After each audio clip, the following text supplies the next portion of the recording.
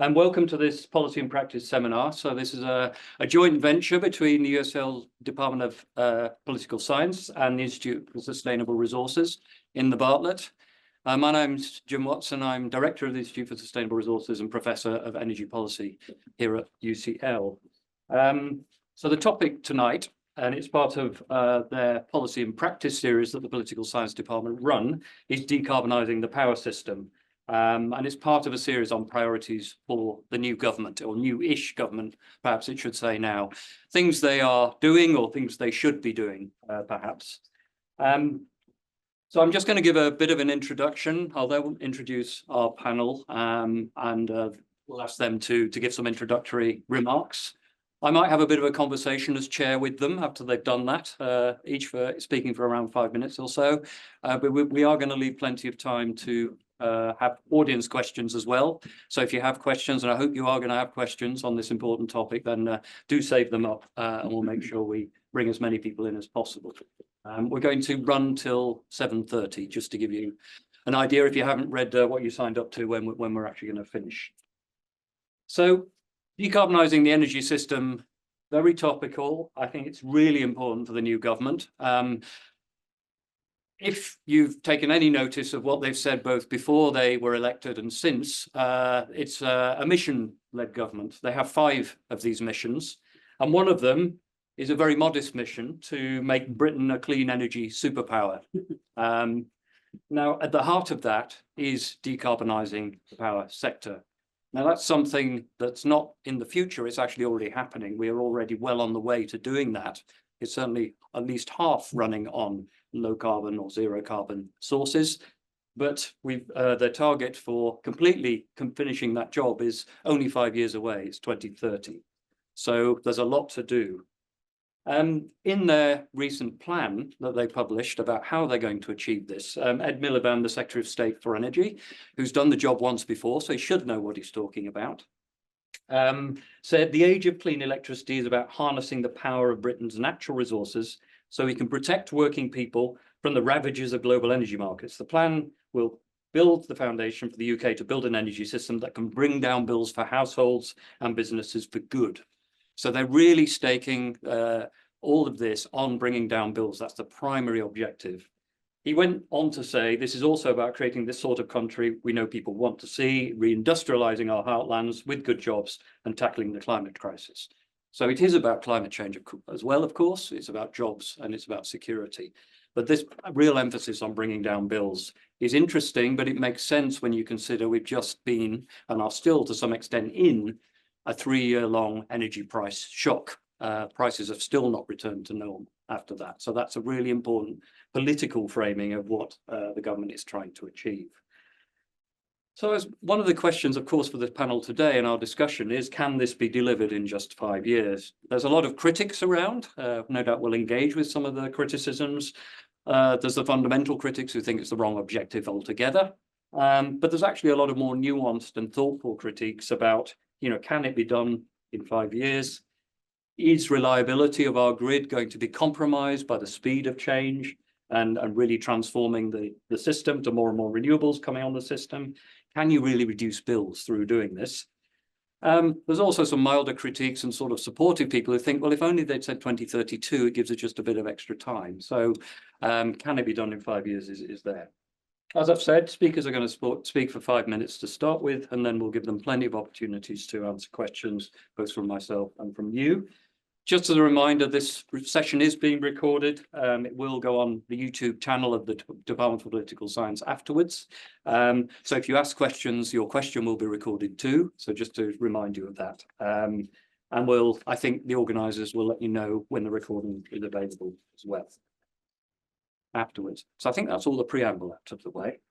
I'm just going to briefly introduce the panel and then I'll ask them to speak in turn. I'm really, really pleased with the panel we've managed to attract today. So thanks to all of you in advance for coming and for agreeing to speak. So first, James Richardson, to my immediate left, is the Director of Analysis and Chief Economist of the Climate Change Committee, previously worked in a similar role at the National Infrastructure Committee. So both important statutory bodies that are advising the government on various things, but clearly the CCC has an important role in advising the government and holding them to account on carbon budgets and how they're making progress against them. Rebecca Beresford is Director of Markets at the National Energy System Operator. As she said to me earlier, she moved from the private sector to the public sector, or then hastily adding the private sector because her previous role was at EDF, was kind of owned by the French state. So she's kind of moved from the French state to the British state in the middle of last year to take up that really important role in a kind of new body, performing in some ways an old role, but in some ways a more prominent new role in how we're actually going to meet this target. Arthur Downing, next along, is Strategy Director, Octopus Energy. I was recording a lecture earlier for my students for next week about incumbents and new entrants, and Octopus is really interesting because you could talk about them as a new entrant about 5 years ago. They've now transformed themselves into the biggest incumbent in the market. So it'd be very interesting to hear from Arthur about that perspective and how Octopus views some of these changes. Arthur was formerly working on a number of roles, including at Boston Consulting Group and at National Gas Transmission as well. So, and Arthur and I share an interest, I find, in his bio on the history of energy as well. So that'd be something perhaps we should chat about afterwards. And then last but not least, Jess Ralston is the Head of Energy for the Energy and Climate Intelligence Unit. A really important organization. It's been around for 10 years, does some great work running around after myth busting, newspaper headlines quite a lot of the time, fact checking, trying to lead the debate with briefings, etc. So Jess is quite prominent in this debate, often quoted in newspapers on trying to set out the facts of the energy transition. She leads the energy program. Before that, she worked as a policy and commercial analyst for equity consulting as well. So that's your panel for today. So just to draw breath, James, I'm going to turn to you first. I guess from the CCC perspective, we just wanted to hear a little bit about, progress to date in power sector decarbonisation, but, what your view, your recommendations that you've had so far. Clearly, you can't tell us about the 7th carbon budget. That's going to be published next month. But, what sorts of things should government be doing? So, over to you. Thank you, and thank you everyone for coming. I thought I'd start with a little bit of kind of context how we got here, and then get on to what we need to do next. So I think the first thing to say is the UK has halved its carbon emissions since 1990. That's a big success, and that has very much been led by the power sector. More than half of that reduction has come from the power sector. So it's very much the kind of hero of decarbonisation to date. How have we done that? I mean, in technological terms, we've done that by pushing coal off the system and also some gas off the system, and replacing that predominantly with renewables, which are now about a third of generation. In policy terms, we've done that through a kind of, a kind of dream mix, if you like, of policy levers in this. So we had carbon pricing for economists like me who love a bit of carbon pricing. That made, particularly coal more expensive relative to alternatives. We set a phase-out date for coal-fired power stations, which meant that investors in alternatives had certainty about the future market. And we've delivered it, right? There's no coal on the system anymore. We then subsidized new technologies, renewables, to come into the market, because a carbon price alone is not enough with new technologies. If you think about the first phone or the first computer, first steam engine, these technologies are not very good versions of their later selves. And so in order to bring them through that process of learning so that they become the good version of themselves, the competitive version, you need support at the beginning. You're pulling through, you're paying a relatively high price for a relatively low volume. And then you end up paying a low price for relatively high volume as that technology becomes better. And that's what we've done through various mechanisms with renewables. So now renewables are cost competitive against fossil fuels, and we're buying a lot of them. We've also had a little bit of effort on the demand side. So we actually consume less electricity now than we used to. And that is mostly because of efficiency. It's not that, we're all going without things that we might want that are electric. It's because those things are more efficient. So things like light bulbs are much more efficient than the kind of incandescent bulbs of my youth. And some of that has been the market just producing better products. Somebody dreamt up a blue LED, they won the Nobel Prize for it. That means you can have white light from LEDs, which are incredibly efficient. But it's also regulations. We just told people they had to stop selling incandescent light bulbs because they're a terrible technology. I mean, they were a great technology in 1879, but not so much today. So that kind of combination of things, I probably missed a few things in there, but, you know, has driven the policy and the market have driven together, right? This has been delivered by private companies, if you include EDF, and its equivalents in other countries. So some of these are government-owned private companies. But the policy framework has been tremendously important. So it's a brilliant example of policy practice. The bit that we've got wrong has been the kind of strategic planning of the grid. We've just been too late in thinking that, well, we need a different shaped grid and a bigger grid if we're going to have our power in different places and we're going to have more of it in the future. So we're behind on that.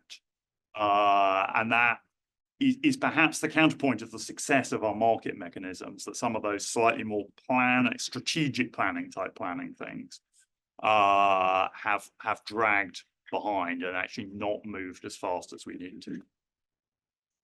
What do we need to do to get from here to 2030? So in my world, 2030 is what we call the NDC, which is our international target to hit a 68% reduction in UK emissions. In this world, it's the government's target. It's only about a quarter of the remaining emissions reductions to get us to that target in 2030 that directly come from the power sector, because we've done so much already. But when you then add up the things that power allows you to do, electric vehicles, heat pumps, industrial electrification, you get, you know, well over half of the story. Whether that's 2030 or 2050 of net zero, is going to be delivered by electricity in the broad sense. Those other things, of course, need some interventions to make them happen. But so this is still a big part of the story, even if the electricity bit on its own, as it were, is only about a quarter. It's less than it was. So again, in technological terms, we need lots more renewables. We need to upgrade the grid to make that happen. We need what I think of as kind of stored energy, flexible energy to deal with those days when it isn't windy. And that's partly short-term stuff because, you know, in peak time now, there's a lot more demand on the system than there is at 2 a.m. I can kind of move that power around. I think of it as a bit like a kind of fridge for storing food, right? I store my food in the fridge for a few days. I don't have a harvest every day, right? I can store in the fridge. And then I need long duration for what happens if I have a week or two, longer periods. How do I deal with the fact there's more demand in winter than there is in summer?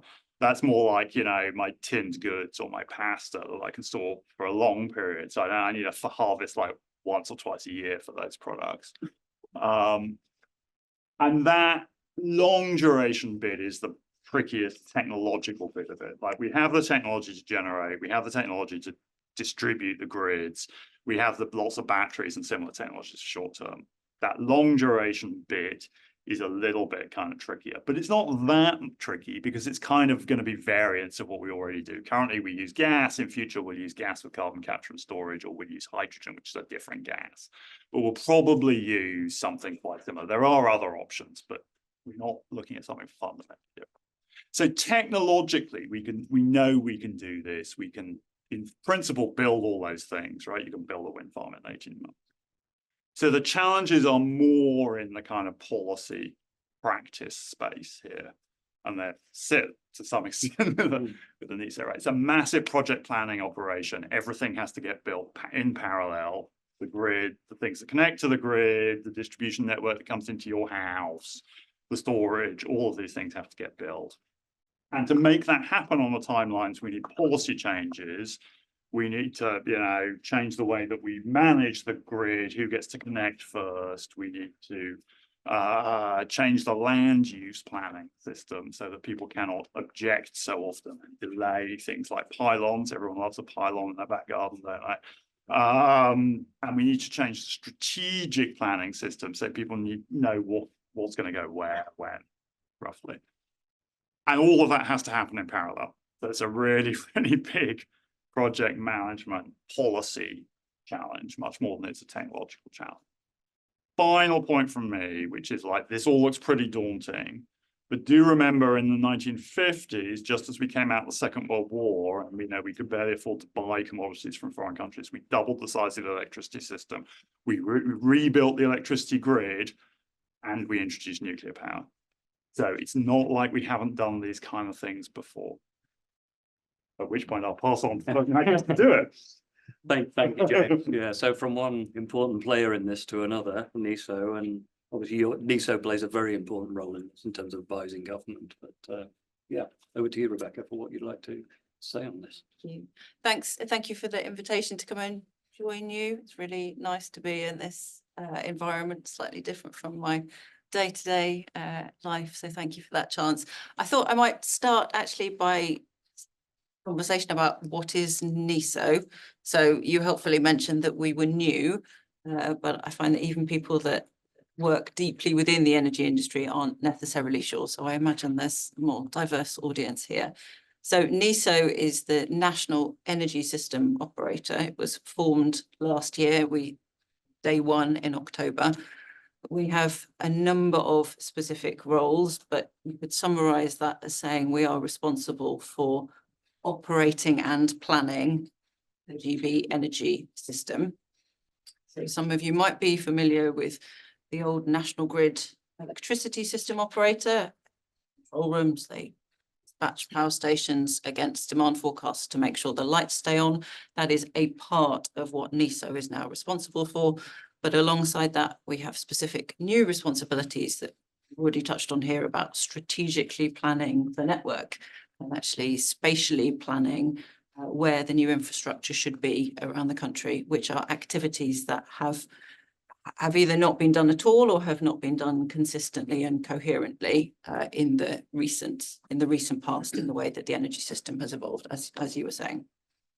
We also have specific roles about providing advice to government about how they develop their energy policy, but to be really clear, NESO is not responsible for energy policy. It's not actually fundamentally up to us, but we do have advisory roles.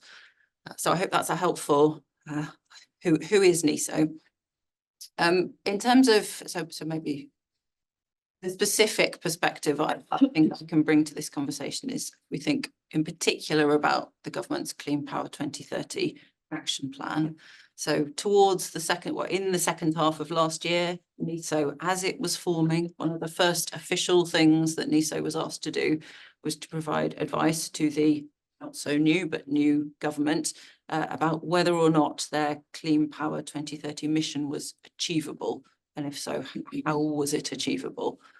And so there was a huge amount of work that happened, including an awful lot of engagement across the energy industry, actually, not sitting in an office inside NESO, to actually come up with some scenarios about ways in which, from a technical perspective, it was possible to see that Clean Power 2030 could be achieved, recognising the transformation that would be needed in energy sources, in flexibility and demand-side participation in electricity, recognising the infrastructure in terms of network build that would be required.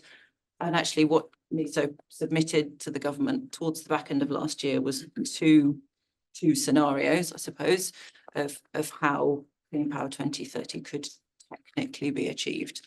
And I think we said quite a lot of words at the time that made it very clear that this was not an easy ask and that it would require a Herculean effort. It would require progress at rates not seen before, notwithstanding your comments about there having been significant step changes and transformations in the system today. But there is no denying the fact that it is extremely challenging and it requires a lot of things to line up at the same time in a coherent way to be achievable, but that nevertheless there are pathways through where we could see a clean electricity system by 2030 that would be secure and maintain the security of supply standards that we're all used to now, if all of these things happen at once. And so that's what we offered to government before Christmas. Well, at the end of November. Before Christmas, the government responded with their action plan. So it was, as it happens, quite aligned in quite a lot of places to the advice that NESO had given them, but it was very much, it is very much the responsibility and the plan of the government. And if any of you have had the chance to look, you'll know that the Clean Power Action Plan is full of really specific, this needs to happen and this party needs to do that. And it's very much a thought through, considered to-do list of the various actions that parties need to take. Some of those actions are indeed for NESO. Quite a lot of them are actions for the government in terms of policy evolution, or for the regulator, or for other parts of the system. So that's the situation on Clean Power 2030. I guess some of the things that really need to happen to make that, to make it a reality, in practice, we still require a very substantial increase in low carbon generation technology. So I've just got the table of numbers in front of me, but compared to current installed offshore wind, looking at a 4 times increase compared to today's capacity. For onshore wind, double what we've got at the moment. Solar power, 3 times what we've got at the moment. So those, you suggested maybe it was a challenge of policy and practice. I think there are some real it's called delivery challenges. You think about the supply chain, you think about the skills required, the people to actually deliver that. So first thing I wanted to say, large amounts of renewables capacity or low carbon generation capacity is needed. Second thing we've already mentioned, very helpfully, the previous absence of strategic planning in the network is something we really need to address now. So NESO will, as part of its responsibilities, we will be required to produce these strategic network plans showing where the new transmission infrastructure is needed. Of course, some of that already exists. We're not starting with a blank piece of paper in terms of the plans, but actually getting that built and in place and operational in time to connect the new low carbon generation that is to come is not a small task. Very substantial rates of build of new network infrastructure required. The third thing, you touched on storage and flexibility to some extent. I wanted to emphasize the fact that the consumer participation or the consumer's role in achieving a system that is overall clean will be very much more substantial in 2030 than it has been so far. So energy efficiency, we have come a long way with energy efficiency, but actually we are moving into a world where I'm expecting to see a lot more, hopefully automated, so not necessarily an effort for the consumer, but a world where when energy prices are high because energy is scarce, that actually there are more direct signals to consumers who are able to participate in that, to moderate their demand and actually use the consumer side far more actively as a way of balancing the system than we have done to date. I think those were some of the key things I was going to cover. I'm very much happy to answer any questions and come back to it in conversation. Thanks, Rebecca. Could I just ask you one thing? So when the advice came out from NESO, there was a bit of chatter in the press and so on about this clean power versus zero carbon power. And I think some people hadn't understood that clean power didn't necessarily mean emissions fall entirely to zero and that the gas would disappear off the system. Could you just talk a little bit about how NESO approached that in their scenarios? Because you know, there's still some unabated gas on the system in your scenarios. And I think for those who live in the energy policy bubble, that was no surprise at all. But I think to some outside it caused, you know, people say, oh, Labour's watered down its policy, was one thing I saw. So perspectives on that. You're right. For those of us who are in the midst of this, it is not a surprise, but it does bear some explaining. So NESO, in our advice to government, proposed a clean power definition that allowed for up to 5% of electricity being provided from unabated, so carbon emitting gas generation. That's not to say that that is definitely what will happen, but that is the scenario. In order to be able to have the ability to call on that gas generation in times of need, we will actually require quite a substantial installed capacity of gas power stations still connected to the system. And those assets will run very infrequently. That's the expectation.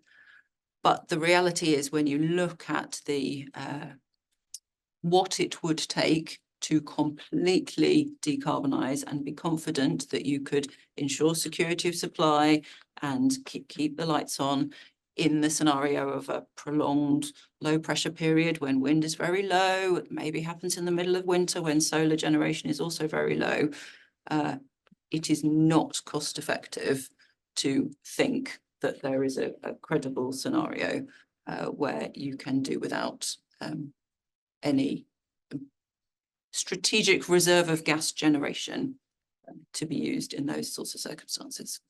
Thanks for clarifying that. We may come back to it in questions, but thank you. So Arthur, over to you for, I guess, your or Octopus's view about these institutional changes, you know, the relative roles of different actors in this pathway, you know, market reforms, prices, all of these things from a kind of leading market player. Super. So I think probably everybody knows Octopus in the sense you may have seen the adverts. I think I saw some on the walk down from the station. So the pink and purple is everywhere. So the clean power by 2030 kind of mission is a you know, really interesting development in our industry. I've heard kind of three ways of people talking about becoming a clean energy superpower. One, in a simple sense, is that we need to get the bills down, and that would give us some kind of competitive advantage or improvement in various kind of, you know, sectors and industries. A second way I've heard it being interpreted is kind of, if we do this fast, we'll develop capabilities in certain sectors, which then we could export or we would have an advantage in. And I think the kind of temptation to talk about CCS, a lot of that is driven by that, even though, you know, we've talked about CCS since the 2008 Climate Change Committee said it would be everywhere, and it isn't. Then the third way I've heard people talk about it is this kind of, it will galvanize the industry. And, you know, we have a fixed goal, we've run at it. That will allow us to address some of the problems and teething problems that we faced in various areas, and some very major problems in areas like in networks. I thought it'd be helpful to sort of put in context what's been happening over the last 30 years in a longer historical time frame. So one way to measure the investment level in the energy industry is to think about gross fixed capital formation as a percentage of GDP. So how much of your wealth and your production are you reinvesting in building new assets, primarily fixed assets? Between 1950 and 1979, that averaged 1.2%. So 1.2% of GDP every year was spent, and it peaked at 2% in 1966 and 1967. So it was 2% of GDP for 2 years in a row. From 1979 to 1990, it averaged about 0.6%. And then from 1990, it's averaged 0.53%. Since 2010, which many consider a kind of golden age of the energy system, where, you know, we've been building all these massive, you know, offshore wind farms, it's hovered around 0.4 to 0.6%. So this idea that in the grand scheme of things, we're deploying capital at a scale never seen before isn't true. One of the things that's also interesting about that period that you mentioned after the post-war is that it wasn't just building lots of very big things like nuclear plants and hydroelectric dams and all of that, and networks at a staggering pace and scale. But it was actually also about changing the way people consumed energy in their homes. So what many people remember from those days is the CEGB's adverts that said, you know, the pylons are coming, but it will electrify your home. There's a wonderful story of a church in the Highlands that actually holds a vigil, waiting until the man comes and puts on the lights. And apparently it's delayed, so they have to reschedule it a couple of times. But, you know, there was this genuine kind of, we're okay with a lot of this infrastructure being built because it's genuinely going to transform our lives. And then on the gas side, it was actually even more remarkable. So I don't know if you know this, but the kind of gas that you use on your home is not the kind of gas that we've always used. It was originally gas was manufactured from coal, has a different chemical composition to natural gas. When natural gas was discovered, the country made a decision to switch to it. Many politicians said that we shouldn't. Most famously, Margaret Thatcher thought it would be a terrible idea because it would write off all of these wonderful assets that made gas from coal. Luckily, the country decided that actually was quite a good idea.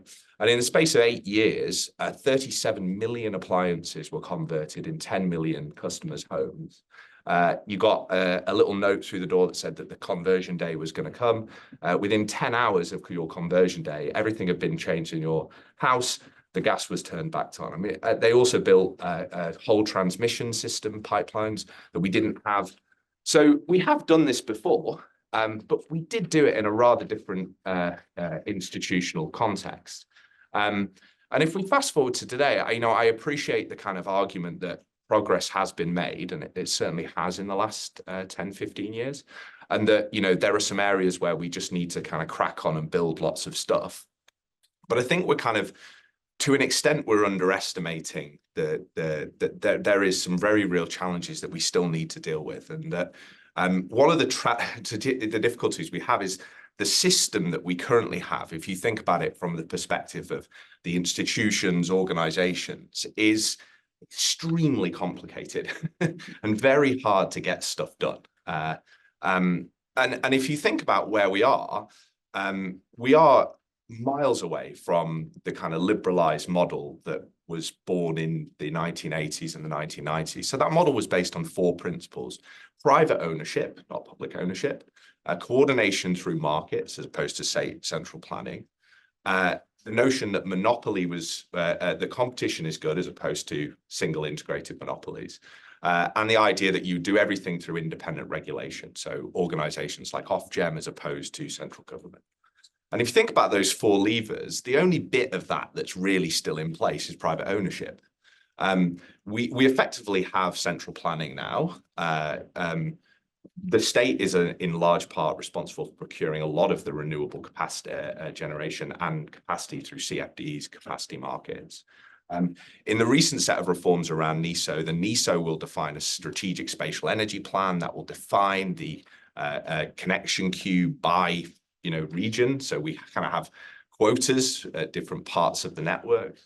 The connection queue, I think, is shut or paused or don't knock on this door, it's down the road kind of.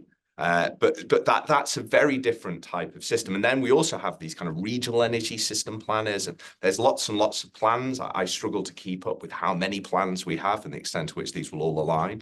And that's a very, very different model to the one that the liberalized model kind of birthed, that was about, distributed decision making through prices and markets. We have elements of that, but they kind of have been blunted in some ways. And the reason I'm mentioning all of that is because whilst we've been sitting around talking about how much stuff we need to build in a country that in the last 10 years has proved pretty bad at deploying capital on time, on cost, and getting stuff built, a revolution has been happening in digital. And Octopus has done things over the last sort of 5 years that people, I mean, but you would have seen the other day that we became the largest supplier. As that was happening, it was every year somebody would say, well, that's only the products and service that you've got are only aimed for these kind of customers. And then it wasn't. We developed a new product and service and it went to a new. And then, I mean, even recently, I've had people tell us that our customers are exceptional. They're unusual, but we're the biggest one. So how unusual can we be? And in many ways, the kind of exponential growth that you've seen in the kind of products, services, technologies that we can develop and other contexts can develop has been exponential. But the problem is that in order for those things to work, you kind of need markets and price signals to integrate those technologies. And so I think that if you take a step back, a lot has been achieved, but we shouldn't underestimate the extent to which that there is still significant work to be done on ensuring that there is a functional institutional structure to our industry. And there are some very big decisions on the horizon, most notably the REMA debate and how do you price electricity? Now, we obviously have had a view about that. I have a view about that. One of the reasons why I feel quite strongly personally about locational marginal pricing and zonal pricing is because I think that the system we have today, we're asking people to let this industry undertake something very difficult, which in the short to medium term based on lots of the modelling of the Clean Power Plan, looks like it will increase bills, or at least have a moderate, they'll stabilise, they may go up, but it doesn't look like they're going down significantly anytime soon. And I worry about the way that consumers and citizens experience the next 5 years. And again, taking it back to the CEGB days, like the reason that the electricity and the energy industry exists is to provide people in their homes with heat, with light, with movement.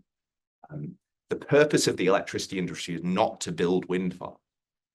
That's in service of the energy services that those wind farms provide. And so I think whilst we're thinking a lot about building this mega infrastructure, we have to come back to the everyday economy of people's lives and focus on ultimately people's bills, people's household budgets at a very difficult time. And so what I think would be good, as well as sort of embracing some of the big decisions we need to make on markets, is to really bring the energy transition back to end consumers and citizens.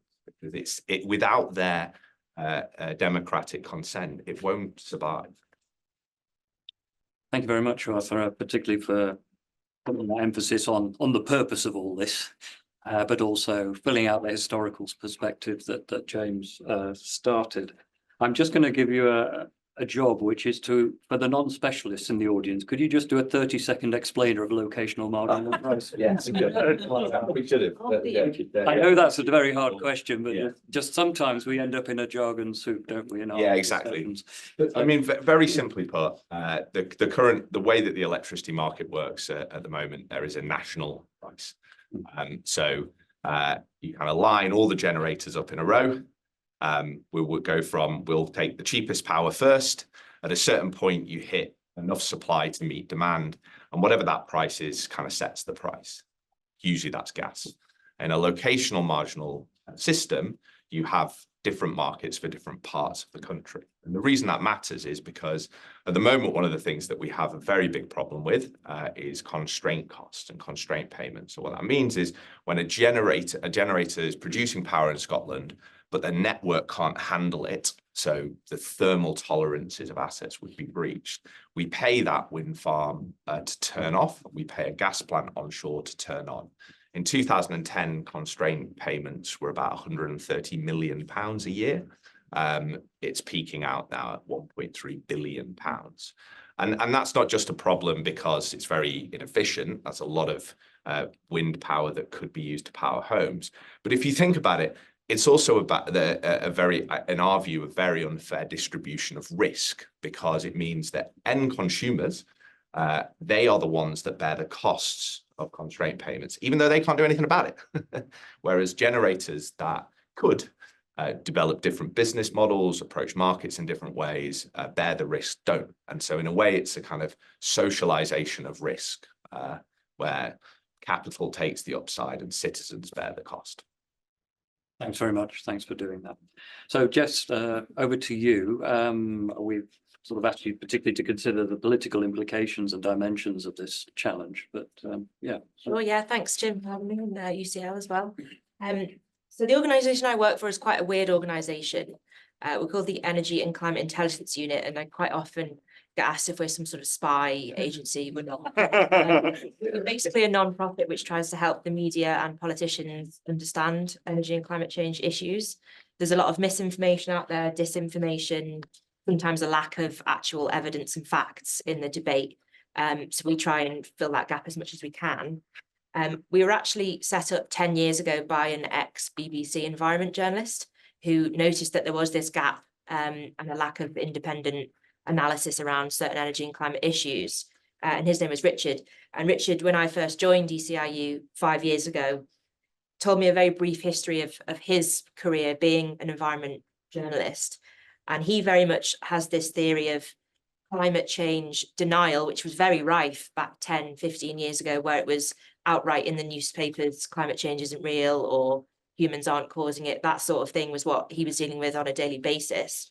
And we've moved from a place where you can't deny climate change. Sorry, you now can't deny climate change because it's clearly happening. I mean, you only have to look at what's happening in LA, UK's climate's changing.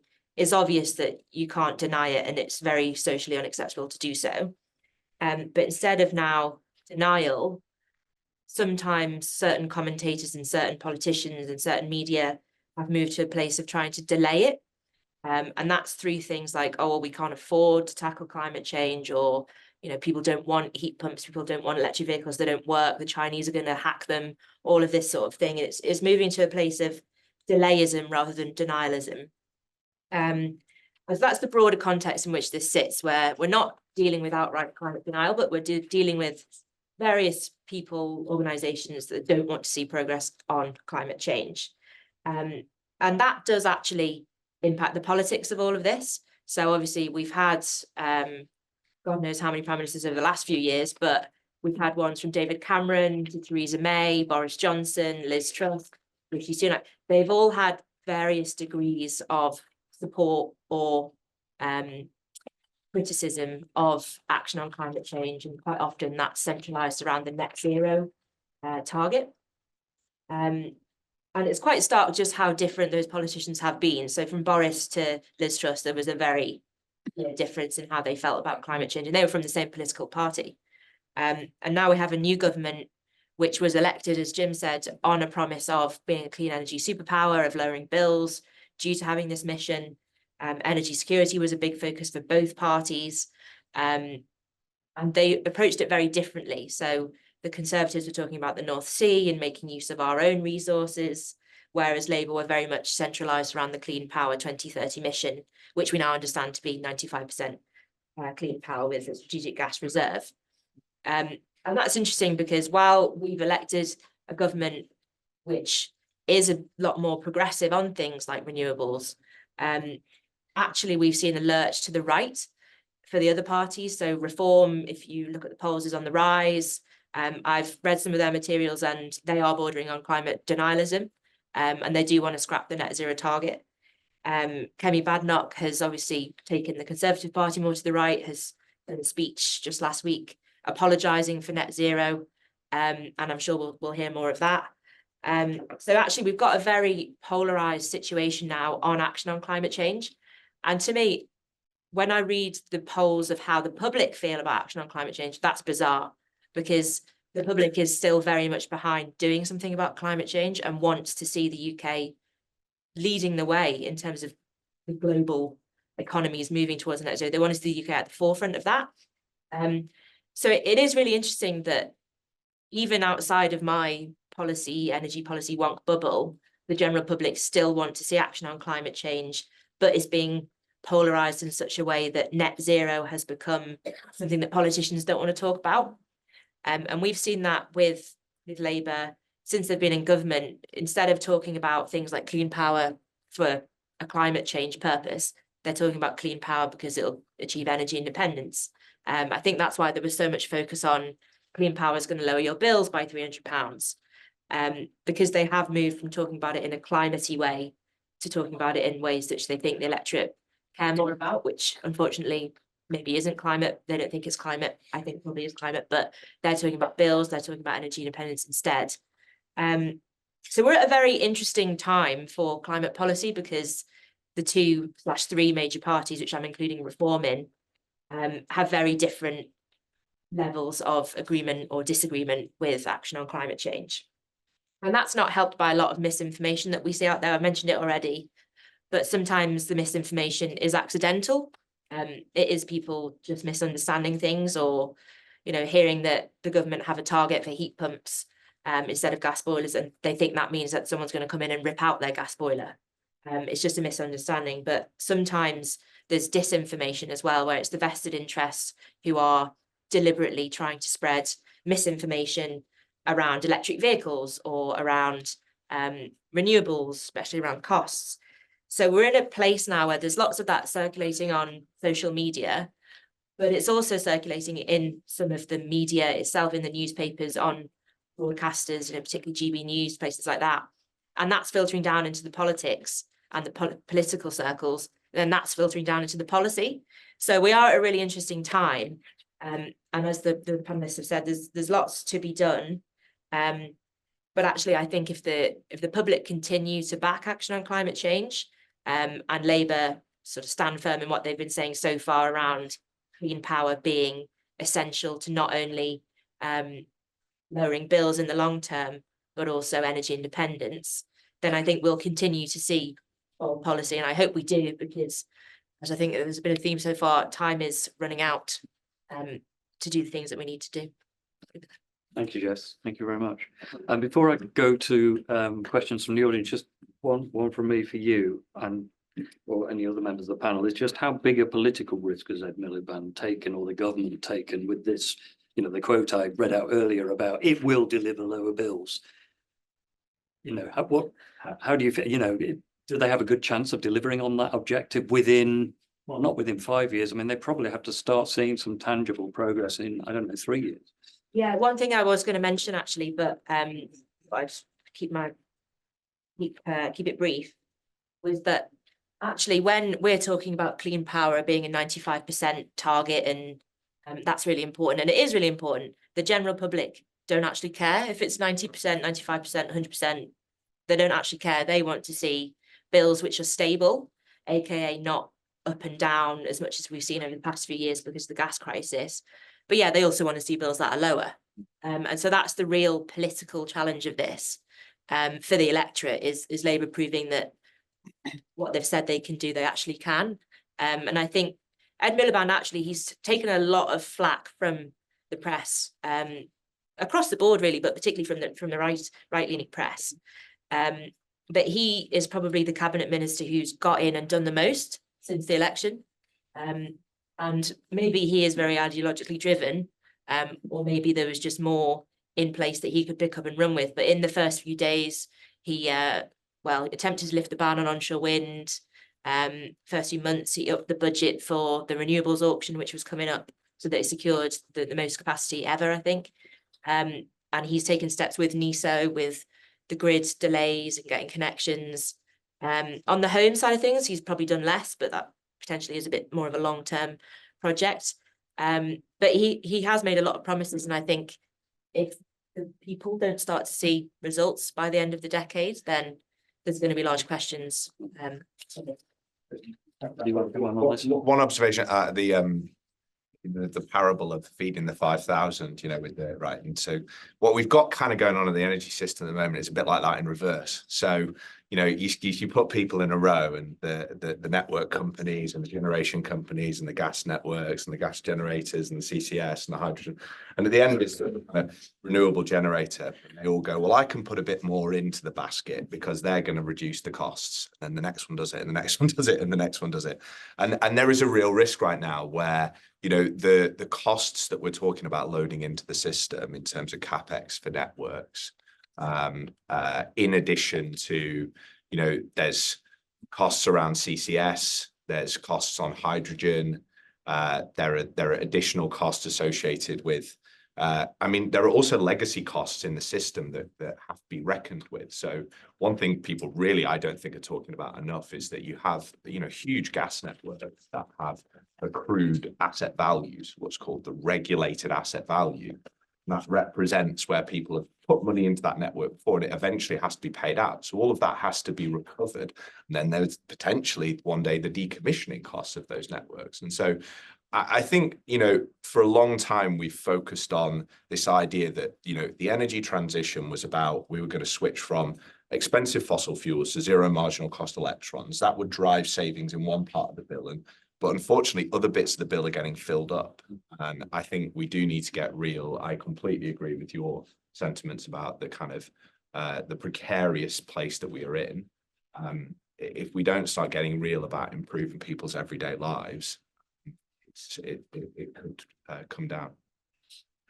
Thank you, Arthur. I think I'm going to go to the audience now, because we're overdue with doing that. And I'll take questions in three. So towards the back there, I presume speakers don't need microphones in the audience. No, please go ahead. But speak up so that the panel can hear you. To ask two questions. My first one is from the perspective of climate change, global problem. It's clearly not going to solve it.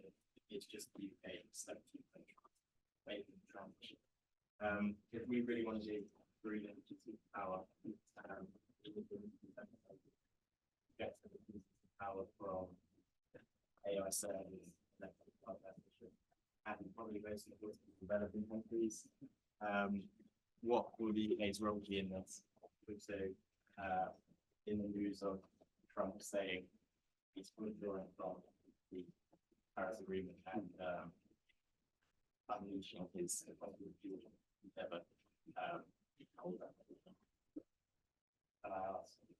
Why don't you hold your second one, because I saw quite a few hands, and that's a meaty enough question to get into. So I'll go for you, sir, first, and then the person next to you, and then I will go.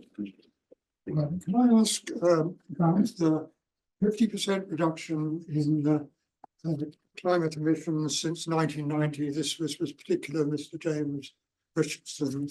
I'm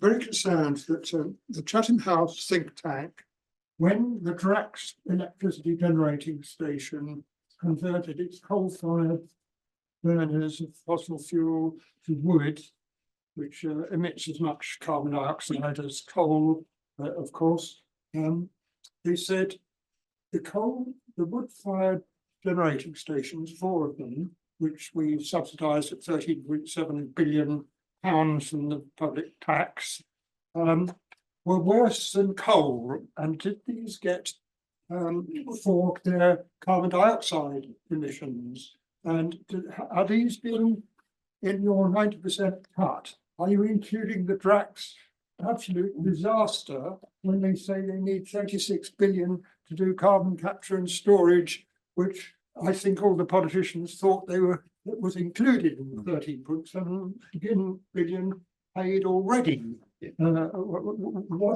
How do you account? How do you calculate this 50% cut, please? Thank you. Another challenging question about the role of Drax, and we'll take a third one here. Yeah. So how do you mitigate against short-termism and the constant turnaround of ministers? Short term, yes, another one. James, I'm going to start with you because I think you've got probably something to say on the first 2 questions at least.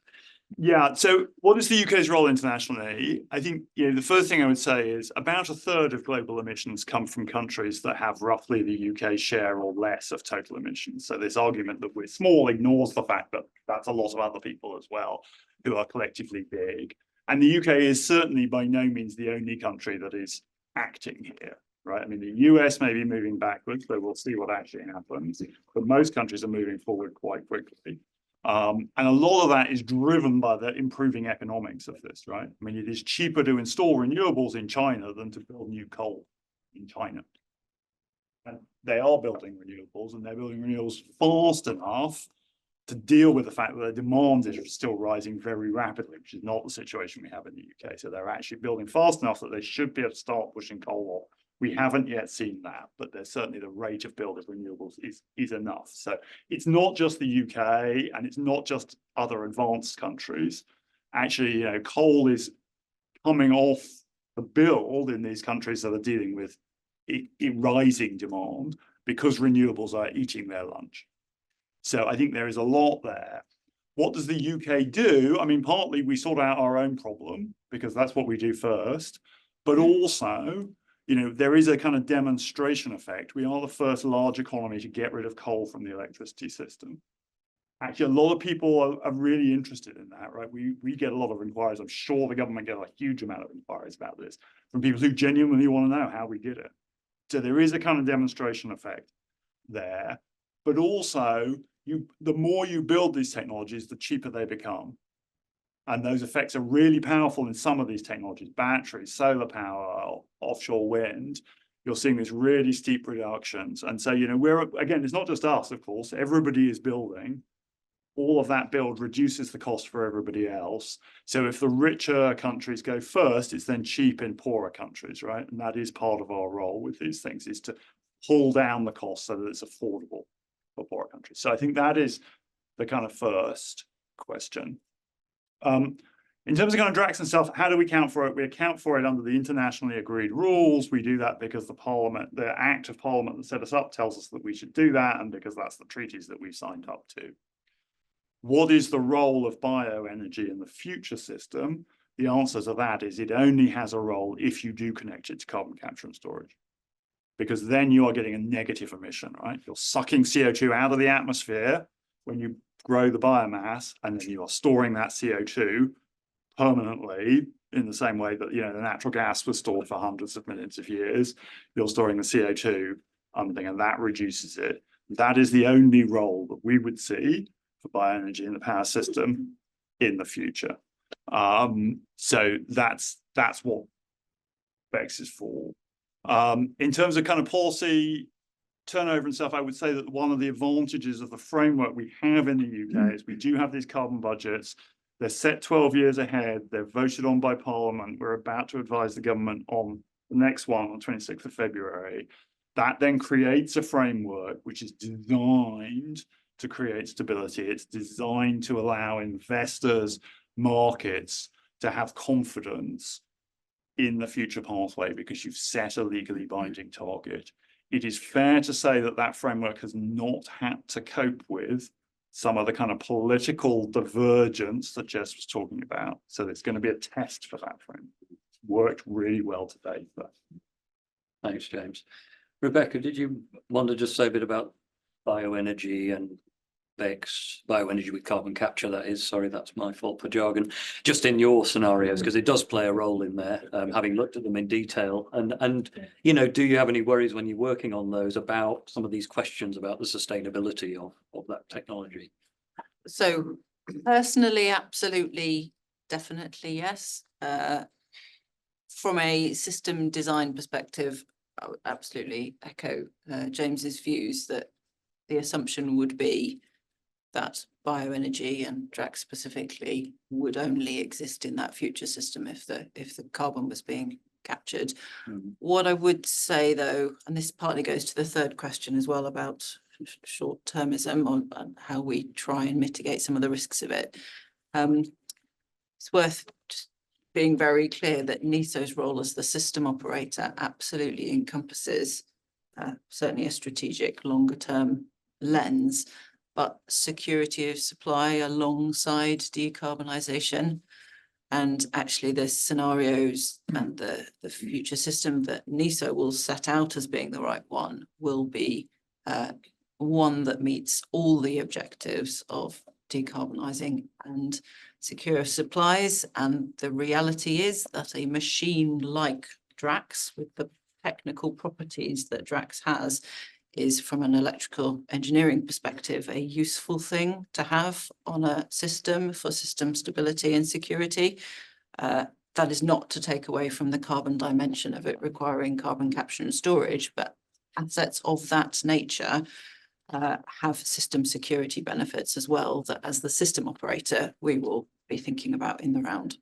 Thank you. Can I comment on the question about sort of Parliament? So, I mean, it's interesting that kind of question about, the short-term nature of decision-making because of parliaments, and it's come up so much in the last year and in the last couple of weeks. There does seem to be a real focus on how do governments create frameworks that create investability or de-risk things. What I would observe is that I think businesses need to think a lot more about themselves, building businesses that people love, building products that people love, and going about what they do in a way that builds democratic accountability. And the idea that you can go to a government and ask it to sign, to de-risk your investments entirely, I think is really, really risky. I think it promotes a kind of rent-seeking, lobbying. I think that you'll create this focus that if the government doesn't create an industrial strategy that commits us for 50 years to X, Y, Z, and any business that's betting on that, like you can't bet on policy certainty.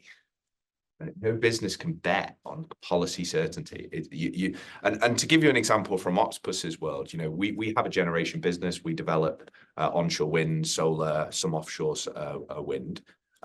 We did a massive survey of people around the UK, and we asked them, would you be willing to have a wind farm in your garden, not actually in your garden, but nearby, if you got cheaper power? And then what we did is we used that with developers, we used that with local authorities, we used that to improve our ability to get through the planning process because we could show that people wanted it. But critically, we also created a local tariff so that if you're in that area, you can sign up to a fan club. And if you're willing to flex your demand around that fan, you get cheaper power. If you ask somebody, do you want a wind farm? All right. But if you say, would you take a wind farm in your area if you got cheaper bills? It's completely different. And so I think that I get the focus on investability and de-risking and asking governments to kind of take away the risk. But again, I would really caution everybody in the industry to stop thinking so much about the interests of capital and start thinking about the interests of citizens. Thanks, Arthur. Jess. Yeah, I mean, I don't think I've got a huge amount to add, to be honest. I wanted to pick up a little bit on the question around Trump. And it's not really my area, I'm very UK focused, but my colleague Gareth has been doing a lot of media outreach on Trump for the past few days, as you can imagine. And I think that the overall thing that I've been hearing from Gareth is just watch and see what happens first, because there's so many different clean energy investments that have already started in the US. I mean, I'm going to say it would be madness to do anything that's going to stop that, but Trump maybe is mad. So it's very much watch this space and see what happens with actual actions rather than just what he's saying. And then on short-termism, I don't think you can stop politicians looking in the short term, because their whole thing is just surviving the next 4 or 5 years. But I think that, you know, the frameworks that James has with the carbon budgets, NESO having a very long look at things, other things like the 2030 nationally determined contribution, which is the UK's target for international climate summits. They've gone for 2030. I think 2035 is coming soon. They've agreed the 2035. Agreed 2035. So there's already some longer term targets in place, but targets, which is the point of this, don't equal actual policy. So I still think there's something to be done there. But yeah, building the electoral case for climate action and climate policies, I think, is really important. Thank you, Jess. Right, we'll go for another round. I'm going to go to you. So I saw you in the first round, and then I'll go for a couple more. If I can get a bit more gender balance with hands, that would help. But please go first. Oh, I'll try to speak. It's a question for Rebecca, please, if I may. Because you said there's a previous absence of strategic planning in this whole area, and a need for public engagement that Arthur you've just referred to as well. Tell me, where are the 1.5 million homes going to be built? And are you connecting your thinking with the new towns task force in any of that kind of thinking? And what follows from that is the planning and reform bill going through Parliament, with nature recovery being at the centre of it, in terms of landscape recovery and protecting the green belt, on which, no doubt, these nationally significant infrastructure projects are going to be built. How are you squaring this round peg? Thank you. We're all specialising in difficult questions today. That's great. I'll take you next. I was going to ask, there was a brief mention around thinking about how you might incentivize the public to alter their demand patterns to sort of help some of the ebb and flow now. I think it's just a really interesting question of what can you do to do that, and how effective do you think it's going to be? It's still pretty unpredictable, so we're not thinking about it. Yeah. Thank you. And the third one, I'll take you, sir. Yeah, so my name's Adam Khan. I work at a think tank called Commonwealth, focused on public ownership, and also a former UCL master student. I wanted to ask about public ownership and British Energy, what the role of that is in delivering the 2030 target. And I think it's one of the most powerful ways we get the public on board is to actually have the infrastructure. So that. Thank you very much. Thanks for asking about that. That's an important actor we haven't really mentioned. Why don't you start, Arthur, on the demand management? So I'll take the demand one. So I think it's an area where people have consistently underestimated the extent to which people will engage with energy. When people buy an electric vehicle or lease an electric vehicle, it does kind of completely change the way that they think about their use of energy. You know, we have lots of examples of how that's happened, but the way that it was really like the realization in Octopus was that for a long time people like I mean, legacy suppliers, the view was like, people don't want to think about energy, right? And they don't want to think about the bill. They just want a nice standard tariff, and they just want to keep rolling on it. And, you know, that was something that the founders were like, no, we don't believe that. We believe that people do want to think about this. They do want to engage. And if you create the right products and services, they will. So, you know, we have a huge range of tariffs. We have lots of different approaches to encouraging people to use their energy more flexibly. Everything from kind of agile tariffs, where you just sign up to a real variable rate, to, you know, the more advanced tariffs would be something like our intelligent octopus tariff, where if you have certain equipment in the home, the algorithms that we you know, have and that Kraken has can help you optimize your charging, your heating. But again, all of that is based on, I want to make this really clear, it's not like we of course don't expect people to be like, oh, I better check what the wholesale market price is and decide whether to do my washing. Like that, if that's what you expect people to do, they ain't going to do it. Only some, yeah. Well, yeah. That's probably more just in the, you know, the coffee rooms at NISO, where it's like, how much did you save on your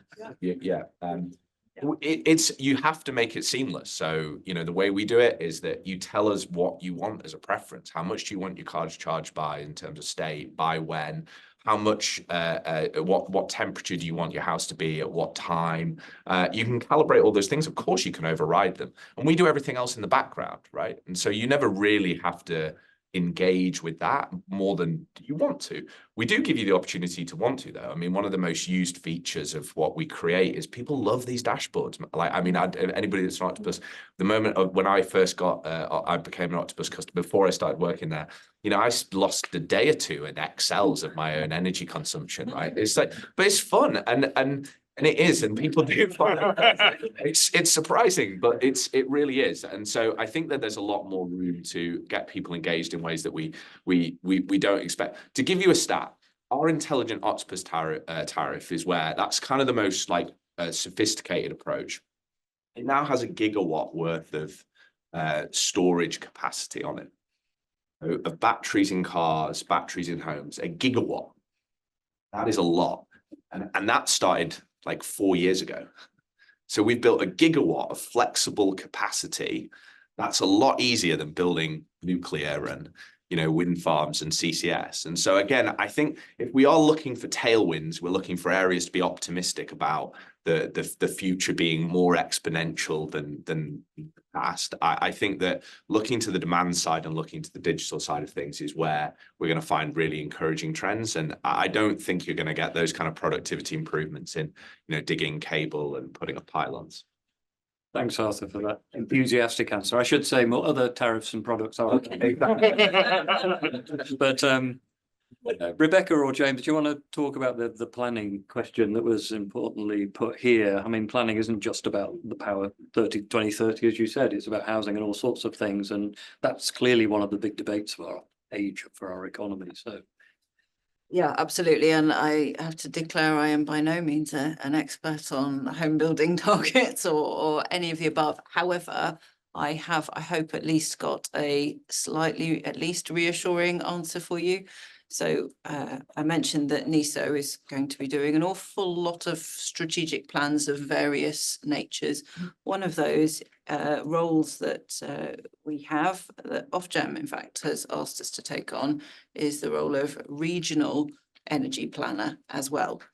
And that is definitely not something that has ever been done before.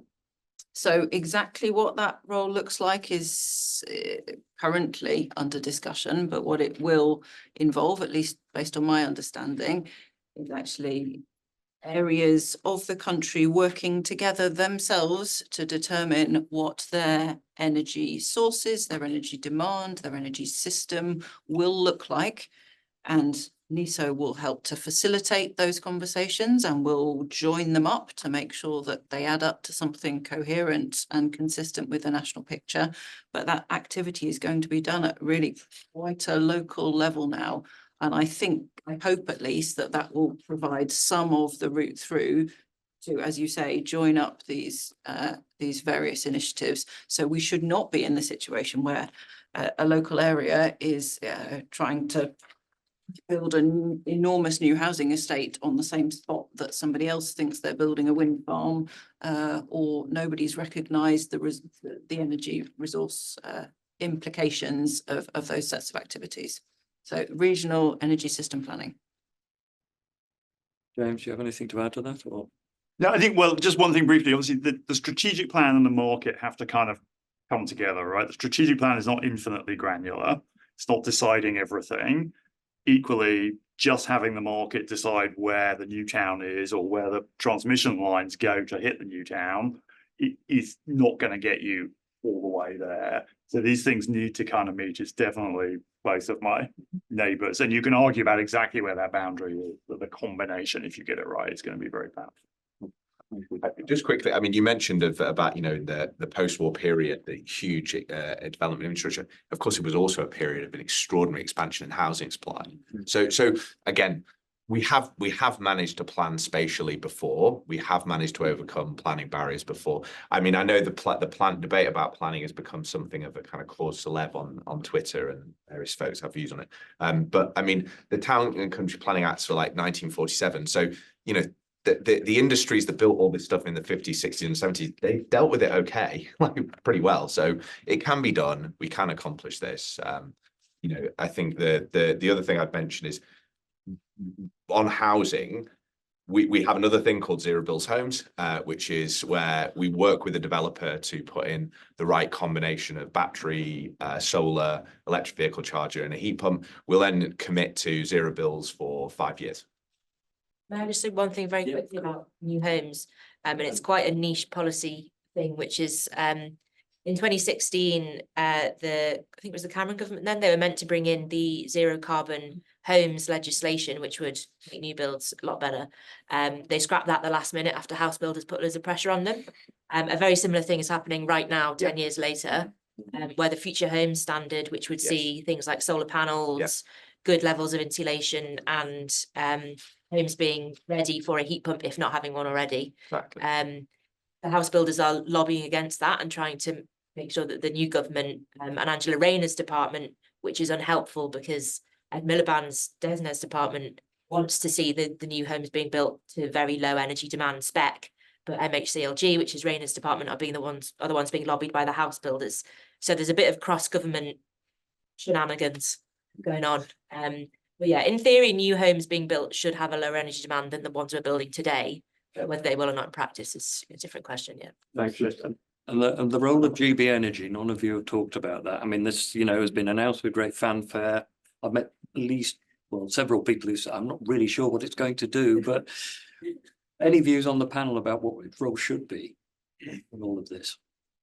I think it's a thoroughly good thing. I think that lots of it's not that radical, right? Like lots of European countries have state-owned developers of infrastructure, and they operate extremely successfully. Vattenfall, Ørsted, you know. So there's no reason why this can't be a thoroughly great thing. There's a lot of debate as to how does it add something versus, you know, the kind of crowding out, crowding in debate, which sort of is a bit tiresome. But I mean, I think that, look, again, we've got a huge build problem, right? There's a lot to build. GB Energy, is part of one of the things it's done, is said that it really wants to focus on distributed energy, local power plants.